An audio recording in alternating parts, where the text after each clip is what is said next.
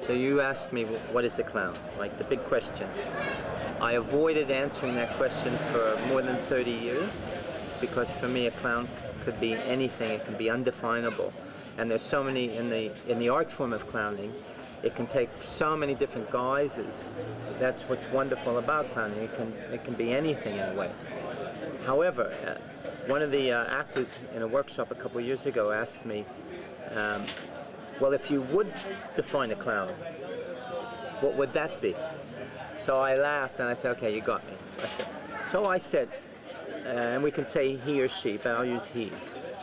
A clown is someone who does what he wants, when he wants, however he wants, as long as he wants.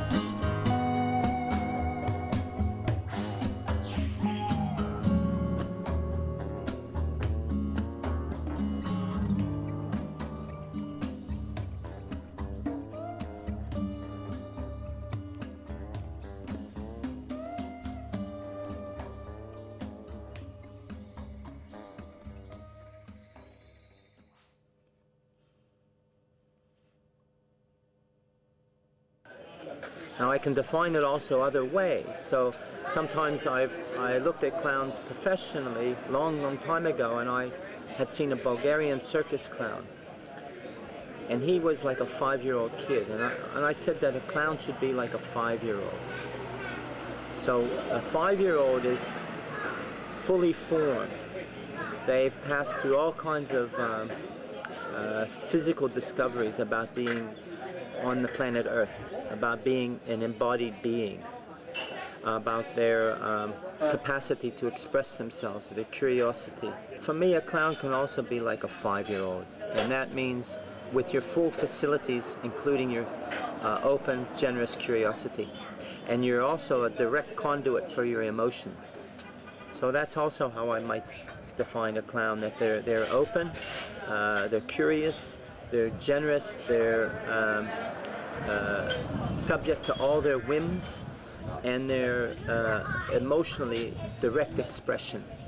Professionally speaking, you have clowns who perform in the circus, or you have clowns that perform in the theater, you know, creating their own shows.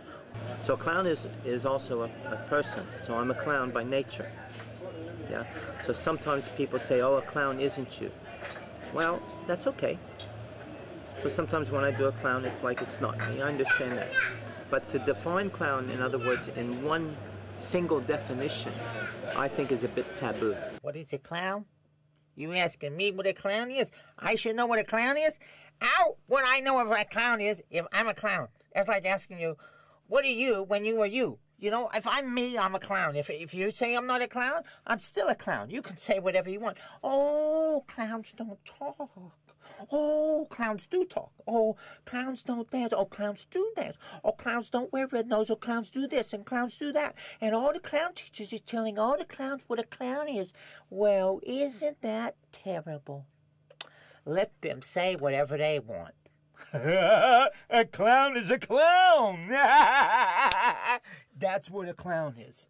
Don't you get fooled by any of the intellectual, atmospheric, problematic conquistadory. You know, el clown speak en español como se dice, then, ¿por qué no es la verdad? Questo è un payaso. Hein? Tu comprends? Mais oui. C'est possible. Le clown, c'est magnifique. Le clown est très naïf, hein? C'est triste. C'est joli, hein? Pourquoi pas?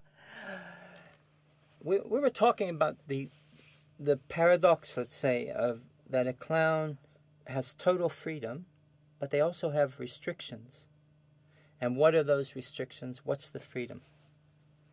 Look, a clown can be any definition you want to make of a clown. If you say that's a clown and that isn't, and somebody says, no, that's a clown and the other isn't, this is human psychology. You know, whatever you think it is, let it be that. A clown can be anything. And they can also have the freedom to communicate in any way that they want to. However, as in the rest of life, if they choose to do it in an explosive way and the audience doesn't like that, then the clown is going to pay the price. So a clown is not a saint. A clown is a clown. And they can do whatever they want, but to be able to continue to do that, whether it's professionally or amateur, doesn't matter, but to be able to do that, you have to be able to communicate to the people who are in front of you. I would say that's what a clown is. Now, what happens if I talk like myself? As a clown. With all the clown gear on. And you ask me, what is a clown? I'm a clown. That's what a clown is. I'm born that way. That's part of my spirit. That's part of my nature. Sometimes I was funny. Sometimes I was sad. Sometimes I was destructive. And sometimes I was creative. So you have that creative, destructive nature. Something like the three gunas in the Vedic system of philosophy. So a clown is creative and a clown is destructive. But that is a matter of relativity. So a clown can also be an entertainer. A clown can be a cathartic point. A clown can be a fool. A clown can be a jester. You know, a clown can be a trickster. So a clown can take on many guises. Took this image of a Shakespearean clown, and I took a speech. I just took anyone I found somehow, and I memorized that quickly. I didn't completely memorize it. I wanted it to have a little bit rough so that I would have to improvise. And I started to perform in pubs, taverns in Northern California. And I would show up and I would ask if I could perform when the band took a break. And I would pass the hat. And that's how I survived. That's how I paid my rent, paid for my food and living expenses. All the world's a stage, and all the men and women merely players. They have their entrances and their exits. And one man in his time plays many parts, his acts being 7 ages. So that was how I would start, but it would end up being 20 minutes. Actually, that speech will only take about a minute and a half. You can draw it out. It can take a little bit longer, but I used to improvise then with that. So that would get me started, and I in that moment where I might go like that and get the audience's attention, I might go, all the world's a stage, and all the men and women merely players. So I might start that way, and that gets me going. That gets my communication with the audience. Now, whatever they're feeling or whatever they're feeding back to me, I would then work with that energy, and I would transform that energy in the space of that 15 or 20 minutes until you could hear a pin drop, or the audience would laugh. But I could control them and work with them. They were controlling me and I was controlling them. So their feedback also helped me to see which way I was going to shift the energy. But I could start another way. All the men and women are merely players. Their acts being 7 ages. So I could come out with a different kind of dynamic. So if it was a noisy audience, then I might come in really strong. If it was a noisy audience, sometimes I would go really quiet, and I might start like this and just get their attention. And you know, somebody go, look what he's doing, because I was unannounced. You have to pay for what you've done. So in a way, a clown can do whatever they want, but like anyone in society, you then have to pay for that, which could be being arrested, it could be being punched or kicked, it can have all kinds of repercussions. The way that's life. So a clown is not exempt from that. So freedom-wise,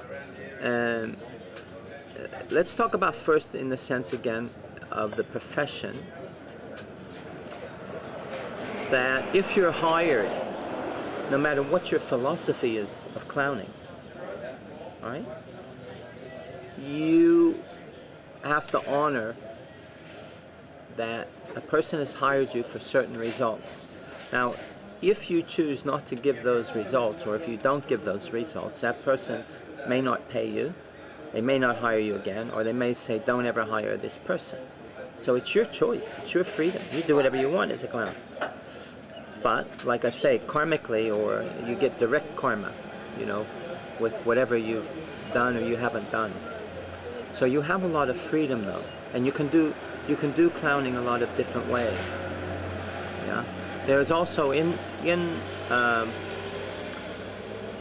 indigenous societies, what we would call indigenous societies, native cultures or whatever, there was always a clown, and the clown was also there to break the convention, and it might happen on one particular day of the week.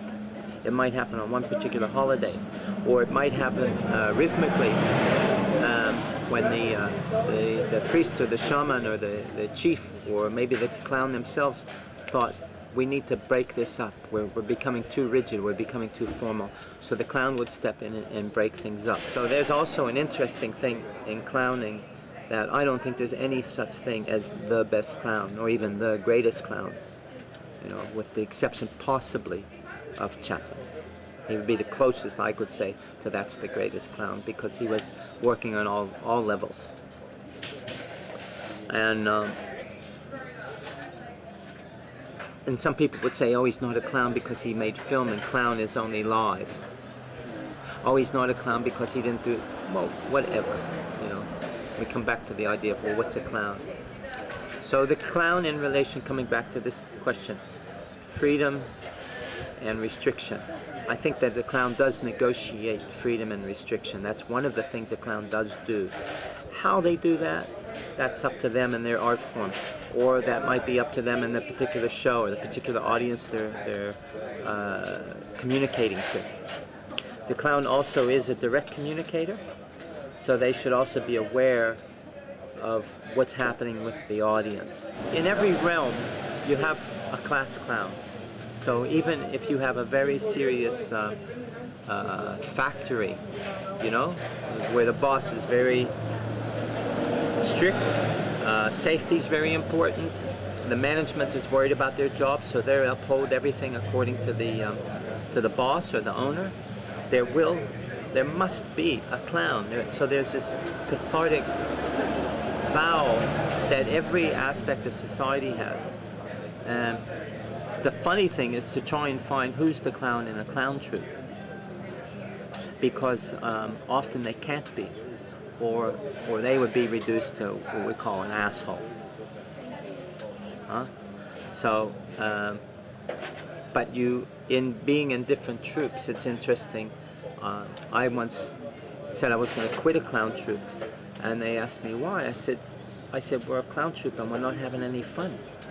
I said, what is the point of being a clown troupe and not having fun yourself, not enjoying it?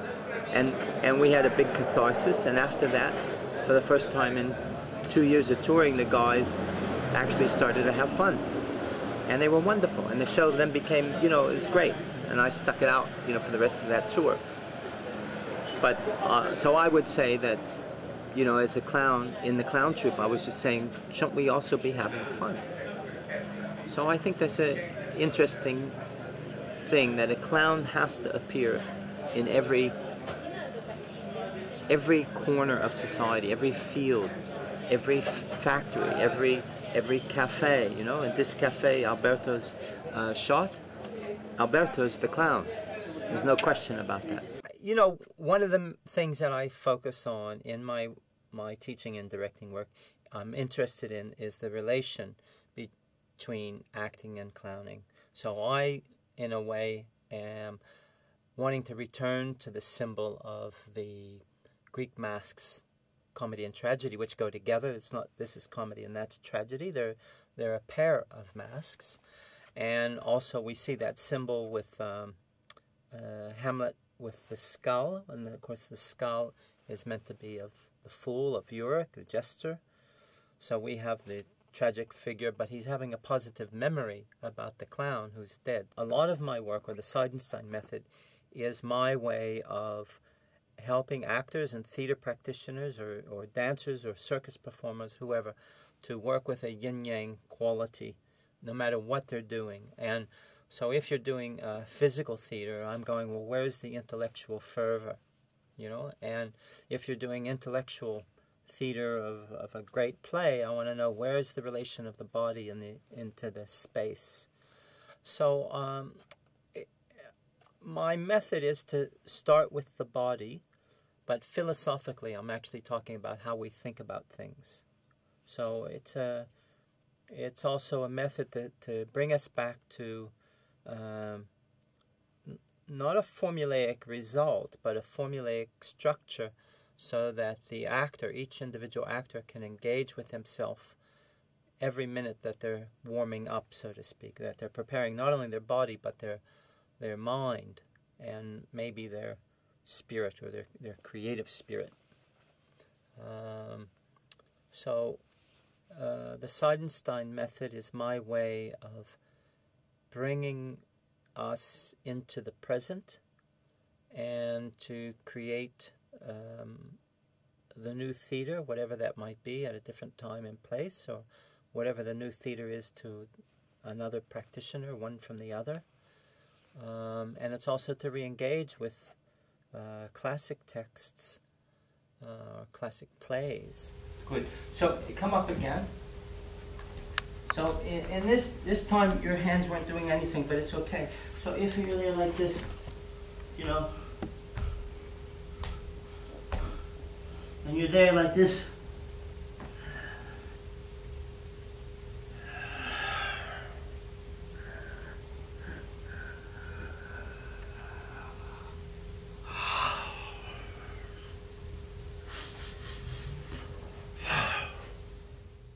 the eye of the observer changes what is observed. And this is the most important thing I can say about teaching and directing. That where my head and heart is, that's where the actor's going to be. And if I look at that person and I'm judgmental, or if I look at them and I've got a very rigid fundamentalist framework about what clown is and what clown isn't, then no matter what they do, no matter how good it is, if it's not in my framework that I've defined, this is clown and that isn't, that person can't do any good. And I don't think that's psychologically healthy. The most important thing is that the people who study with me, long or short, doesn't matter, that they take something where they learn to respect the individual in front of them, and they have a genuine, authentic encounter and relation with that person for that moment in time. And that changes everything in the learning room. If you come to my workshop, what are you going to get? Well, honestly, I don't know, but you will get an experience with me, and I get an experience with you. So I try to have it be real, that we meet, we go in the studio, we go through my various exercises, and things will come up for you organically, and we deal with those things. Or preferably you deal with them.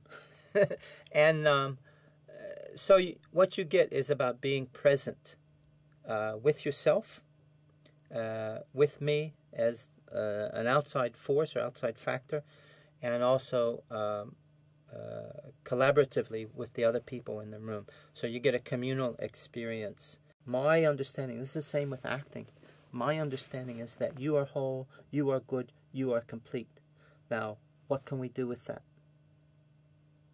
So that's what I would say is experienced in my studio. That's what the learner or the actor or the person or the adult experiences with me. I just want to go a little bit further with the idea of being with someone in the room. when you're with them, you're with them. You're not against them. You're not superior to them. They're not superior to you. You're not judging them. They may be judging you, but you're not judging them. So when you're teaching, you're not judging the person. That's what I would like people to take from my work. And share that through their own truth. Not necessarily talking about that. In fact, I won't talk about it usually. But it's about not judging the person who comes in. Be with them.